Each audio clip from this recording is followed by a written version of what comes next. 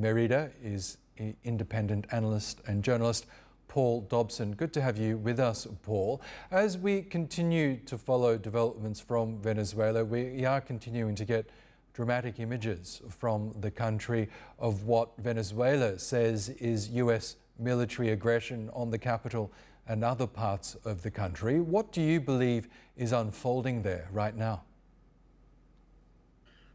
Well, it's still early to draw large conclusions. We're still trying to process the information. The reports are at the moment that the strikes have been confined to military installations around the capital Caracas and the neighboring areas. We're still trying to grasp if there are casualties, civilian or military casualties involved. Given the size of the blast, it is almost certain there are.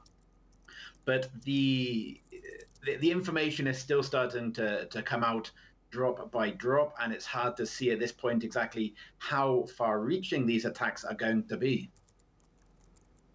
And we know that this is a culmination of weeks of US military pressure campaign on Venezuela.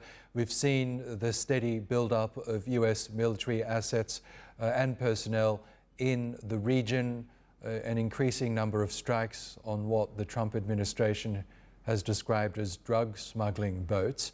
What do you believe is the ultimate aim of the Trump administration? Well, Donald Trump has proven to be a master of mirrors, and he has presented the world with numerous different objectives in his campaign against Venezuela, initially drug trafficking. But I think most importantly, after that, he talked about claiming Venezuelan oil, land, and natural resources. And I think this is really the crux of the matter. He is trying to generate the conditions in which US multinational firms are allowed to penetrate the Venezuelan market to a much greater degree than they already have. We have to be clear that Chevron is working extensively in Venezuela right now. But of course, the Trump administration also wants access to the Venezuelan mines and to areas of the Venezuelan land. So it's about bringing about the political conditions, maybe a regime change, maybe an internal coup, through which the US firms are allowed access to Venezuela's resources. And what about the reaction from the Venezuelan people? We know that in recent weeks there has been this steady escalation of this US pressure campaign. Do you think there is an appetite among Venezuelans for regime change? Amongst a vast sector of the society, yes. But equally, there is an important sector of the society which will oppose these attacks very strongly as an illegal attack on Venezuela's sovereignty. Most Venezuelans, the vast majority, given the polls, which are very limited here in Venezuela, but the information we can gather, most Venezuelans will oppose the current government. But this doesn't necessarily equate to supporting foreign attacks on the country.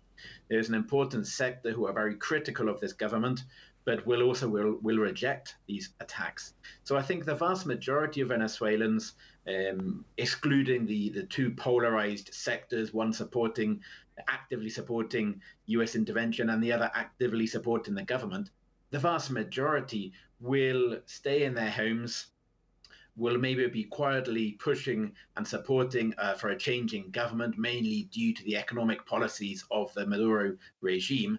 But they will not actively get involved, and they'll certainly not publicly be supporting these sorts of illegal attacks. We are getting reports that the president of Venezuela, Nicolas Maduro, along with his wife, has been captured and flown out of the country. These are incoming reports.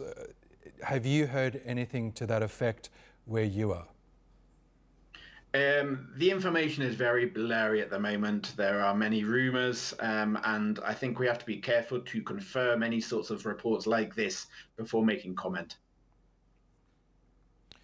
In terms of the Nicolas Maduro administration. We know he succeeded Hugo Chavez following on from his policies, his largely socialist policies, looking to improve the lot of Venezuela's poor. How has he been able to further Hugo Chavez's legacy? And have the people of Venezuela been happy with what Nicolas Maduro has achieved? Because we know Venezuela's economy has deteriorated in recent years. Many Venezuelans have left the country because of this. What is the general feeling about Maduro's administration? Well, this is one of the main reasons why I said the vast majority of Venezuelans oppose the current government. The Nicolas Maduro government, especially his second government, the current one, has in fact rolled back nearly every policy implemented by Hugo Chavez. It's been a 180-degree turn on privatization, on giving concessions to large foreign multinational firms, on handing the land back to the large landowners. The wages have been destroyed in Venezuela. Currently, a monthly minimum wage is less than $1 a month, which means that poverty has skyrocketed once again. Millions have decided to leave the country because of these wages, but also working rights, trade union rights, collective bargaining have all been destroyed by this current government. And this is one of the main reasons that large sectors of the country will not be unhappy if a new government comes about. Many try to do this through the elections in 2024, through which we still haven't seen the results. We still don't know with any guarantees who actually won these elections. And so, given the closing of the democratic routes by the authorities by not publishing the results, many Venezuelans are now looking to other routes. Some of them, of course, extra democratic routes to try to improve the economic conditions in the country. And now, this shouldn't be condemned. This shouldn't be condoned. Sorry, it should be condemned, of course. But it is to some extent understandable, given the poverty levels in the country, given the government's lack of willingness to allow other political actors to play a role in the political landscape. These are all factors which have combined to take us to some extent to where we are today. Okay, Paul Dobson, we'll leave it there for now. Thank you so much for bringing us the latest from Venezuela.